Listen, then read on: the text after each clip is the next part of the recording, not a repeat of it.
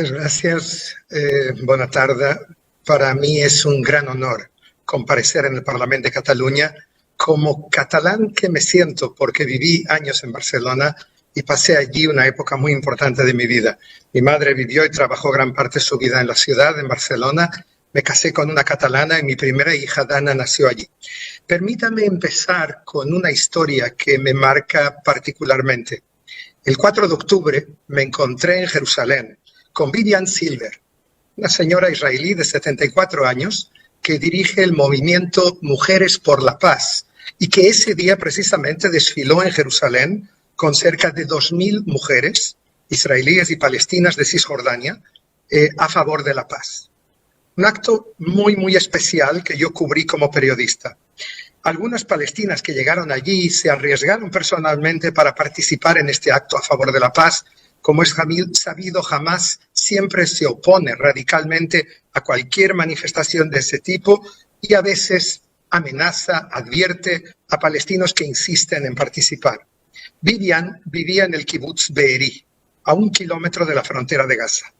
En los últimos 20 años salvó las vidas de miles de palestinos enfermos a los que todas las semanas organizaba una ambulancia y los permisos necesarios para llevarlos a hospitales israelíes, los casos más graves de enfermedad que no podían ser tratados en Gaza.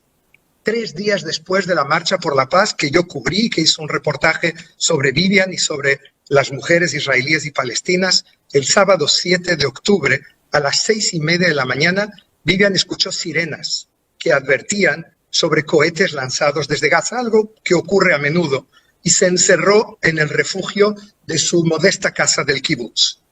Luego escuchó ruidos muy raros afuera y disparos de cientos de hombres de Hamás que se lanzaron sobre el kibutz Be'eri, matando a hombres, mujeres, niños, bebés, y ella lo veía en su móvil transmitiendo las imágenes de los asesinatos al mejor estilo ISIS por Facebook Live. Vivian envió un WhatsApp colectivo a todas sus amigas de las Mujeres por la Paz, narrándoles lo que ocurría y pidiéndoles que no le escriban para no gastar batería y mucho menos que le llamen. Fue su último mensaje. Poco después, Vivian Silver desapareció. Todas sus compañeras y su familia estaban convencidos que era una de los 240 secuestrados en Gaza. Me llamaron y me pidieron, sabían que yo tengo contacto con el gobierno catarí hace muchos años, trabajo hace años en el Golfo, y me pidieron que le enviase una carta, es la primera vez que lo cuento, en nombre de la ONG al primer ministro de Qatar, pidiendo para ayudar a Vivian, para liberarla lo antes posible. Así lo hice. Y el líder catarí, que lleva años financiando a Hamás, con el acuerdo del primer ministro Netanyahu, buscó a Vivian, pero no la encontró. Los terroristas habían incendiado su casa con Vivian dentro, pero sus restos solamente fueron identificados anteayer. Esta mañana fue su funeral en el kibutz Gezer. Su hijo, Jonathan, me contó que recibió numerosos mensajes de pésame en árabe procedentes de Gaza y de Cisjordania, y hubieron varias palestinas que se atrevieron a venir al entierro. Señores, el 7 de octubre es el día más sangriento de la historia judía desde la Shoah, desde el Holocausto, con más de 1.200 asesinados. Para los israelíes representa un antes y un después. La atrocidad y el sadismo de los ataques de Hamás, y yo, como algunos periodistas, pude ver las imágenes que fueron filmadas por los propios terroristas de Hamás con cámaras GoPro, pero no fueron difundidas por una cuestión de respeto a las familias. Lo que vimos no tiene precedentes. Entre chicos que bailaban en un festival de paz y de naturaleza, fueron asesinados 260 a sangre fría, chicas violadas, y de esto hay pruebas, y muchos de ellos llevados a Gaza por la fuerza. El trauma en la sociedad israelí será recordado durante décadas. El ejército israelí, que movilizó cientos de miles de reservistas, tardó 2 semanas en preparar la invasión terrestre de Gaza, que continúa hasta este momento. Hamás sabía lo que estaba provocando. Ese era el objetivo de Hamás, arrastrar a los israelíes a Gaza. Sabían que cuando las bases islamistas se esconden en el corazón de la población civil, es obvio que habrá inocentes, y es terrible que eso ocurra, pero habrá inocentes, mujeres y niños, y sobre todo bebés. La población de Gaza tiene 2.2 millones, la mitad son niños de menos de 18 años. Es obvio que habrá víctimas inocentes en una guerra así. El motivo por el cual ocurrió en este preciso momento, el 7 de octubre, este ataque, que fue preparado durante más de 2 años en Teherán, fue porque los radicales palestinos y sus patrones olieron una cierta debilidad en la sociedad israelí. ¿Se acuerdan que hubo manifestaciones durante 10 meses contra el gobierno de Netanyahu, con cientos de miles de personas en las calles, porque protestaban por la revolución judicial que Netanyahu quería llevar a cabo? Ellos no entendieron que democracia no es debilidad, sino todo lo contrario. Y jamás pensó que lograría provocar la división de la sociedad israelí, la división definitiva, una guerra civil dentro de Israel entre aquellos que apoyan al gobierno y aquellos que se oponen a él, quizás porque no hay otra democracia en Oriente Medio. Israel, con sus debilidades, es la única, y por lo tanto ellos no entienden cómo funciona una democracia. Pero señoras y señores, hay otro motivo en el que yo me siento particularmente involucrado en los últimos 12 años, y ese motivo son los acuerdos de Abraham. Quizás la mayor revolución que hemos visto y de carácter positivo en los últimos años fue la firma de acuerdos de paz entre Israel, Emiratos Árabes Unidos, Bahrein, Sudán y Marruecos. Y yo les puedo contar, como presidente de la Cámara de Comercio, que hay otros países que están esperando, que estaban en la cola y jamás lo sabían, y Irán lo sabía. Pero sobre todo, hemos oído eso, y no es un secreto, ya lo era hace unos meses, pero no lo es en los últimos meses. Arabia Saudita e Israel estaban quizás más cerca que nunca de un proceso de normalización, que es crítico, porque Arabia Saudita es la custodia de Meca y Medina, y si Arabia Saudita reconoce a Israel, habría muchísimos países árabes y musulmanes que se sumarían a los acuerdos. Irán lo sabía, y jamás lo sabía, y para ellos eso es una gran derrota y un problema estratégico en su lucha por la hegemonía en el mundo musulmán que Irán hace décadas. Y aquí, cuando veo parte de la prensa europea y parte de la prensa catalana, intuyo un apagón mediático. Cosas obvias, como por ejemplo el que en hospitales, escuelas o sedes de los Boy Scouts hayan sido construidos sobre bases militares de Hamás, arsenales y plataformas de misiles. Vi otro día un centro de Boy Scouts de Gaza con plataformas apuntadas hacia el centro de Israel, plataformas de cohetes, de Qassam. En esos sótanos o túneles subterráneos escondieron rehenes israelíes. Hoy lo hemos visto en el hospital Shifa, las pruebas de ello, que rehenes han sido escondidos, entre ellos bebés con biberones en sus manos. Kfir de 9 meses, que acaba de cumplir 10, está allí, solo. ¿Quién le dará de comer? ¿Quién se ocupará de todo esto? Y eso es, como dijo ayer el presidente Biden, un crimen de guerra. Yo estaba en directo con una televisión cuando Hamás anunció que había 500 muertos en un supuesto bombardeo israelí en el hospital Al-Ali, en Gaza. Anunciaron el número de muertos 3 minutos después de que dijeron que esto había ocurrido. Y yo pensé, lo rápido que han llegado a contarlos, ¿no? Y ya lo saben. Hoy sabemos que fue un ataque fallido de la Yihad Islámica, tal como confirmaron instituciones internacionales que se disculparon ante Israel. Y debo decirles más, de los 10.000 cohetes lanzados sobre Israel, al menos 1.000, por un tema técnico, cayeron en la franja de Gaza, provocando víctimas. Pero hay cadenas de televisión mundiales que no han rectificado hasta ahora. Toda la información que llega de Gaza proviene del Ministerio de Salud, que es de Hamás. Y Hamás no es un Estado de Derecho. Permítame algunos hechos básicos que la prensa no cuenta. En el 2005, yo lo cubrí como periodista para La Vanguardia, para otros medios europeos.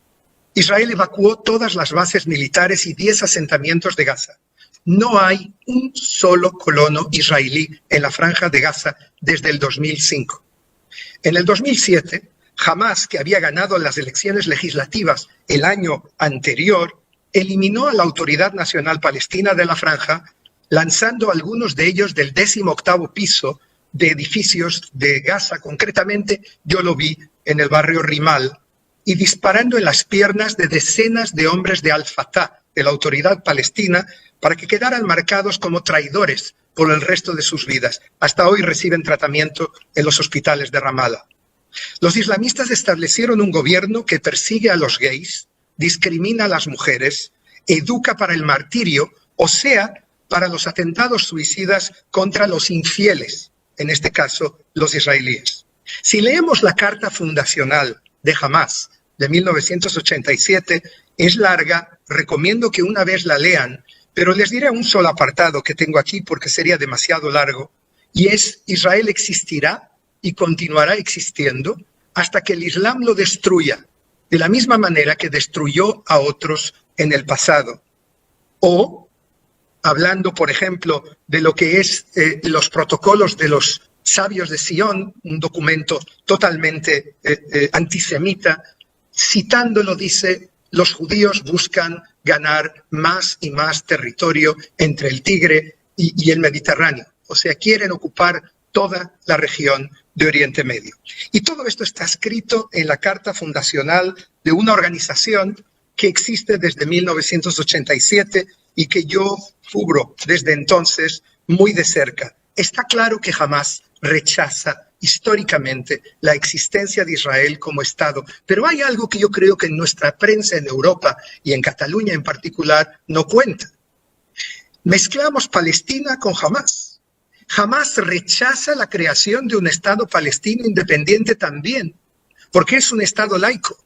Y no me baso en lo que leí sobre ello, sino que yo entrevisté a todos los líderes de Hamás, desde su fundador Ahmed Yassin, el líder tetrapléjico y líder espiritual, con quien me encontré 14 veces en el barrio de Sabra en su casa. Él siempre me invitaba a mí cuando quería hablar con la prensa extranjera, pero también con el que vino después de él, cuando Israel mató a Yassin, Abdelaziz Rantisi, que era un personaje antisemita de los más antisemitas que encontré en mi vida. Y también el que vino después, Mahmoud El-Zahar. Y los tres me dicen, si alguna vez me invitan al Parlamento, les podré enseñar las imágenes, me dicen que el objetivo es crear un Estado islámico en toda la región, en lugar del Estado de Israel y en lugar de la Palestina laica. El tercer apagón es el antisemitismo creciente con un espeso silencio a su alrededor que veo yo en Cataluña y en otros lugares de Europa y de Estados Unidos, y también de América Latina.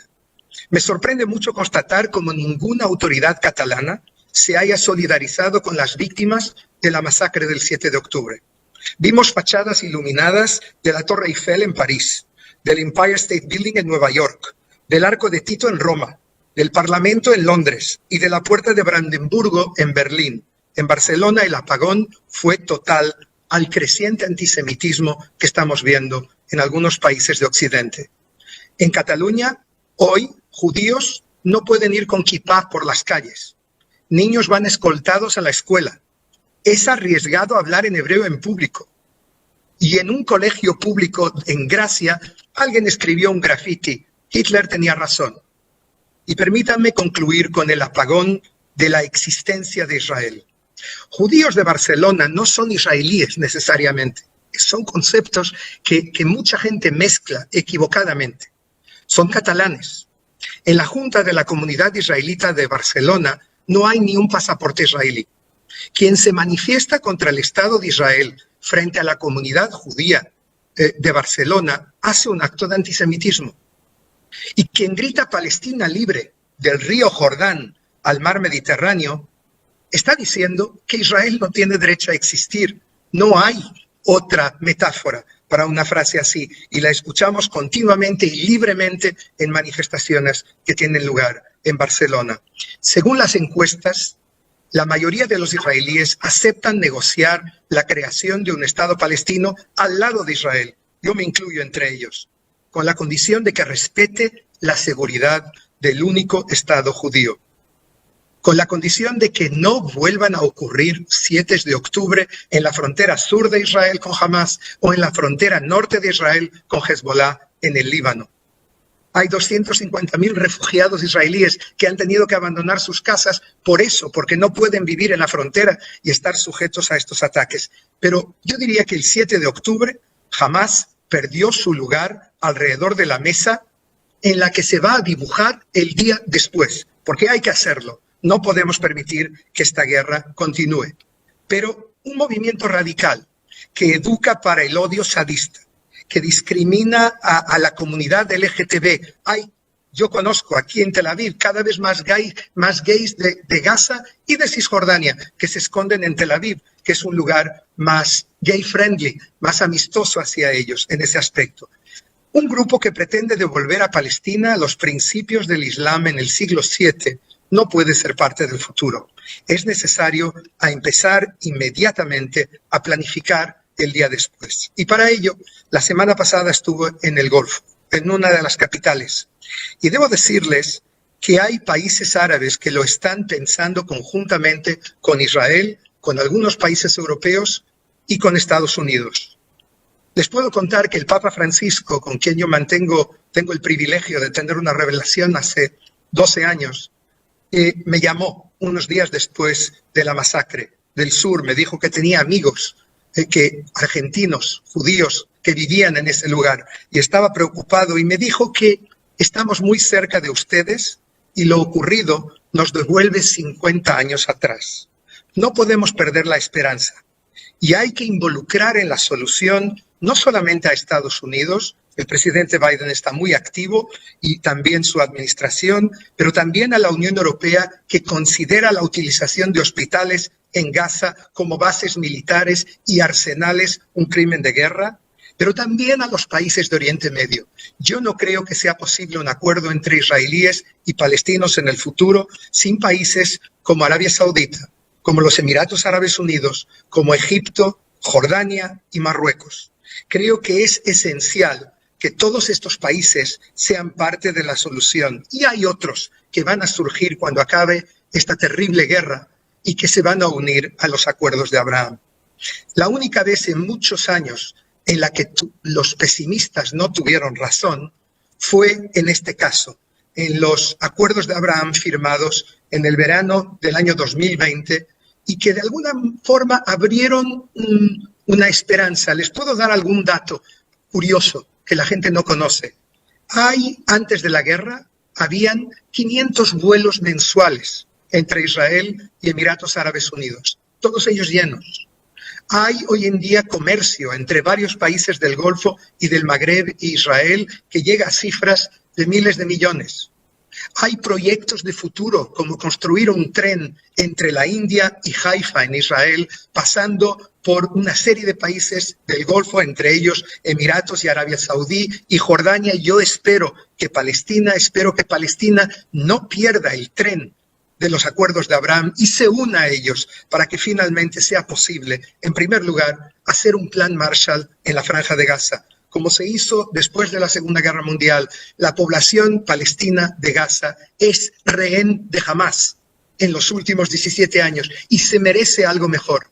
Se merece que en vez de invertir miles de millones en el metro son los 1.000 kilómetros de túneles subterráneos que son una ciudad de la guerra en Gaza, en vez de eso, que tenga infraestructuras, que pueda tener agua desalinizada, que puedan tener electricidad y que puedan tener educación y sanidad para sus hijos, para la mitad de la población esta que tiene menos de 18 años y que se merece un futuro mejor. Pero al final de todo, lo vital es devolver a la Autoridad Nacional Palestina a Gaza, como era hasta el 2007. Y yo espero que eso pueda iniciar con el apoyo del mundo árabe, de la región y de las potencias occidentales que entienden que estamos en el punto de encuentro entre el mundo libre y el yihadismo. Israel es la primera línea y todo lo que aquí ocurrirá luego en el resto del mundo libre, incluyendo en Europa. Por lo tanto, es tan importante que se cree la fórmula de los dos estados. Un Estado palestino al lado de Israel es la única solución aceptable. No es ideal, pero es la menos mala que tenemos sobre la mesa. Y ambas partes tienen derecho a vivir con seguridad. Los israelíes tienen derecho a poder volver a sus casas, al Kibbutz Be'eri de Vivian, que descansa en paz, y a los poblados de Kiryat Shmone, la ciudad de Kiryat Shmone, que ha visto como 40.000 de sus habitantes tuvieron que irse debido a los misiles de Hezbollah. Los palestinos se merecen algo mejor, tanto en Gaza como en Cisjordania, como en Jerusalén Occidental. Y les quiero decir una última cosa. Yo recuerdo cuando Arafat llegó en 1994 a Gaza, después de los acuerdos de Oslo. Me acuerdo que fue en ese momento que Hamás empezó los atentados suicidas contra Israel. Me acuerdo de Yitzhak Rabin, el general de la paz, estaba a su lado. Yo fui el último que le entrevistó 24 horas antes de su asesinato. Y me acuerdo que él se encendió un cigarrillo frente a un autobús quemado por un suicida, con decenas de víctimas civiles que no tenían culpa de nada. Y él estaba pálido y me dice, Enrique, lama achshav, ¿por qué ahora? Los ataques de Hamás empezaron en el momento mejor, el momento más optimista, más positivo. Gaza podría ser Singapur, que tiene incluso más densidad de población que Gaza. 30 Dubái, segons. por culpa de Hamás, Gaza se convirtió en Somalia y es el momento de rectificar. Muchas gracias por su atención. Moltes gràcies, senyor Zimmerman, pel vostre testimoni. Em permeto una amable rectificació. Com vostè ha dit, si alguna vegada el convidem al Parlament, la seva compareixença és perquè ha estat formalment convidat en aquest Parlament. Afortunadament, el segle XXI ens permet que hi sigueu sense ser-hi físicament, però esteu compareixent amb una compareixença que té la mateixa significació que si fos presencial. Per tant, no només considereu-vos convidats, sinó que oficialment i formalment esteu participant en aquesta comissió. Abans no ho hem fet... Vostè. Abans no ho hem fet, no sé si el grup proposant vol intervenir en primer lloc en aquest cas, com pertocaria. Sí? Doncs té la paraula el diputat Quim Jubert. Sí, bona tarda, Enrique. Gràcies pel testimoni i la descripció que ens has fet tant dels acords d'Abraham com de la situació a Gaza i a Israel. La veritat és que hem sentit abans una intervenció d'un representant de les Nacions Unides que ens ha deixat, naturalment, molt colpits per la situació a Gaza en aquests moments, amb 800.000 refugiats a albergs de Nacions Unides. La solució dels dos estats, a la qual al·ludies al final, evidentment, seria la que voldríem tots, però abans haurem de passar per un període de reconstrucció de Gaza i sobretot de reconstrucció de camins de pau entre palestins i israelis. Sé que no t'agrada la idea que parli de palestins i israelis, però entre les dues poblacions. Totes dues haureu de superar el dolor causat per aquesta, sigui per l'atac del 7 d'octubre i les seves conseqüències, com per l'exercici del dret de defensa que pensem que poder excedeix el dret internacional humanitari per part d'Israel. De nou, moltes gràcies. Moltes gràcies, diputat. Ara seria el torn del grup parlamentari socialista i en el seu nom té la paraula el diputat David Pérez. Sí, moltíssimes gràcies, senyor president. Si em permet, efectivament, el senyor Zimmerman, el Parlament de Catalunya recentment va condemnar l'atac terrorista de Hamàs perpetrat en el territori israelià el proppassat 7 d'octubre i es solidaritza amb totes i cadascuna de les víctimes que va provocar. De la mateixa manera, d'altres institucions a Catalunya i també d'altres institucions de fora de Catalunya i de l'estat espanyol sí que s'ha condemnat de manera clara, de manera fefaent, aquest atac terrorista de Hamàs. Me alegro moltíssim del seu inici, de la seva intervenció, que feia referència a aquesta manifestació de centenars de dones palestines, de centenars de dones israelianes que volien manifestar-se per demanar la fi del conflicte israelí i palestí. Aquestes dones que van celebrar aquesta manifestació, que va començar a Jerusalem, que si no m'equivoco va acabar, si no m'erro, a la casa del president Netanyahu, demanant precisament al president que es reactivi la negociació de pau, perquè aquestes dones pensaven que tot això no s'estava produint i que s'estava visquent una mena d'escalada de violència vinculada a aquest conflicte israelí i palestí. Es miri com es miri, senyor Zimmermann, la solució passa per aquí, pel reencontre entre uns i d'altres, a una línia de pau.